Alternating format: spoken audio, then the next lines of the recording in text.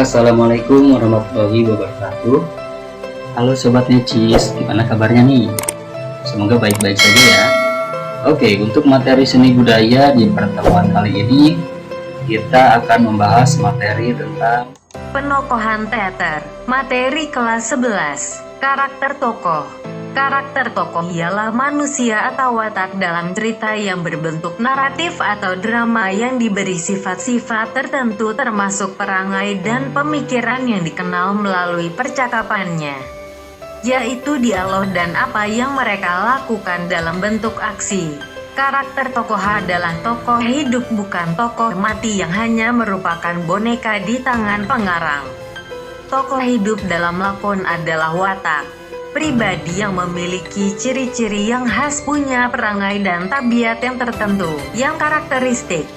Modal dasar seorang pemeran tidak sebatas penguasaan tubuh, ekspresi mimik, penghayatan suara dan kemampuan pikir yang harus dimiliki, tetapi perlu ditunjang dengan pengetahuan dan pemahaman terhadap unsur-unsur lain sebagai penunjang pemeranan di dalamnya, yaitu ceria atau naskah, rias, busana, aksesori, kostum, peralatan, irama permainan atau kepekaan musikalitas dan kepekaan ruang, tempat bermain peran.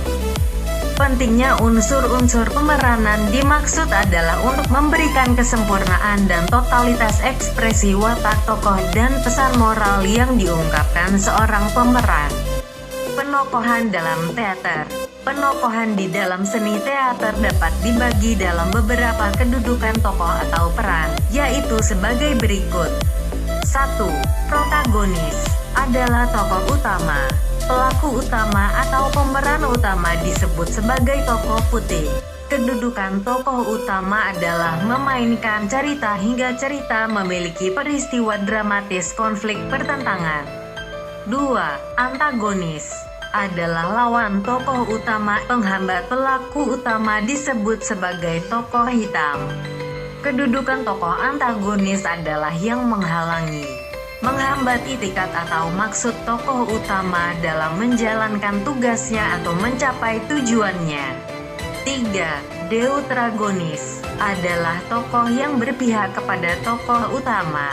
Biasanya tokoh ini membantu tokoh utama dalam menjalankan itikatnya. 4. Foil adalah tokoh yang berpihak kepada lawan tokoh utama. Biasanya tokoh ini membantu tokoh antagonis dalam menghambat itikat tokoh utama. 5. Tetragonis adalah tokoh yang tidak memihak kepada salah satu tokoh lain, lebih bersifat netral. 6. Confident adalah tokoh yang menjadi tempat pengutaraan tokoh utama. Pendapat-pendapat tokoh utama tersebut pada umumnya tidak boleh diketahui oleh tokoh-tokoh lain selain tokoh tersebut dan penonton. 7. Reasoner adalah tokoh yang menjadi corong bicara pengarang kepada penonton. 8. Utility adalah tokoh pembantu baik dari kelompok hitam atau putih. Tokoh ini dalam dunia pewayangan disebut punakawan. Kedudukan tokoh utility kadangkala ditempatkan sebagai penghibur, penggembira, atau hanya sebatas pelengkap saja.